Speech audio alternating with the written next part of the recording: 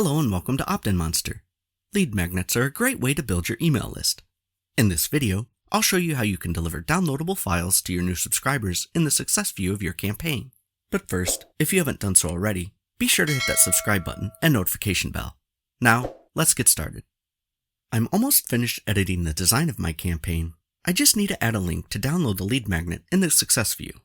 You can deliver downloadable files in the success view if you're using one of our native integrations and you've uploaded the file you want to deliver to a file hosting platform.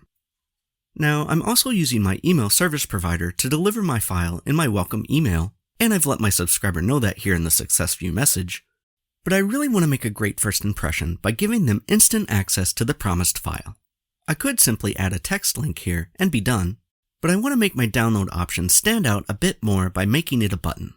So I'll navigate to the home screen in the builder, and then drag and drop a button element on my campaign where I want to add the download option. Next, I'll edit the button in the left panel. I'll change the button text, and from the button click action menu, I'll select redirect to a URL, and I'll paste the download URL I got from my file hosting platform in the redirect URL field. And that's it. I just need to save my work and my download button is ready.